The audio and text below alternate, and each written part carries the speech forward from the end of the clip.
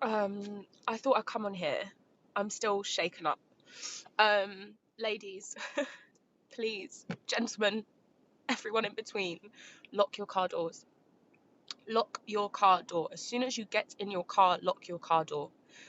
I always lock my car door. My dad, when I started learning how to drive, every time I would drive with him, he would say, "What haven't you done?" And I go, "Oh, I didn't lock the door." Like, he would always make sure I lock my door. Sorry, I'm so shaken up. How can I get in my car this morning?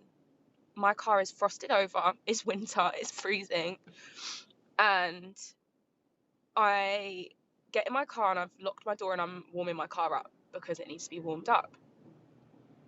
How can I then, sorry, someone's walking past the car. How can I see this guy walk over to my car? I'm in a bay, and next to, like, where I am, the car next to me that lives next to me, I know the car. And I see this guy walk from across the way, which isn't where the person lives, that's car's parked next to me. He's on the passenger side. He walks over. He's facing the other car, and then his body turns, and I'm watching him. His body turns. I look at my car to make sure it's locked. I know it's locked. So I'm like, okay, cool. He turns and starts yanking at my door, like yanking, like he's pulling it like a good 4 times. And at this point, I'm like, huh? I'm in shock. I look at him. He then like comes down and looks at me and yanks it one last time.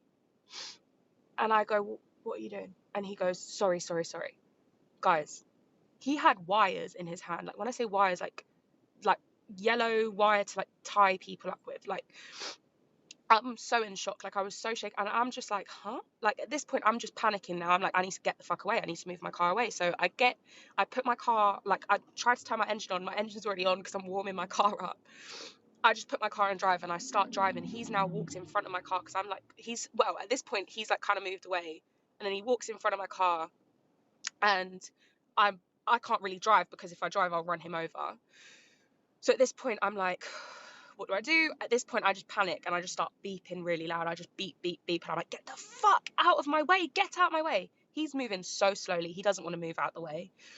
And then someone like comes out of the flats opposite me. And then he starts to like move because I'm beeping and they're looking.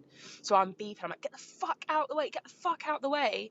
I drive to the top of my road and I stop because I'm literally shaking at this point. I'm so like shocked. Like, I'm not even, I'm just like shocked. Where was I? I think I've got to the point where I said, I called my mum.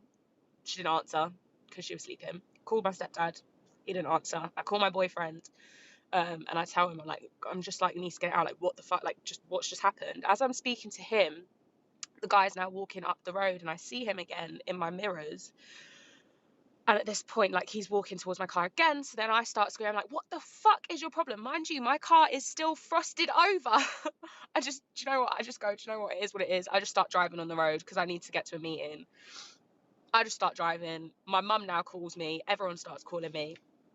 My stepdad, my mum, and then I'm just like, okay, call my mum, and I tell her what's happened. She's like, what? She's like, where? Like, she then jumps out of bed. She's looking out the window, and I'm like, well, no, he's at the top of the road now. But basically, I just thought I'd give you a long-winded story, but basically, oh my god, this is long. Sorry if you got this far.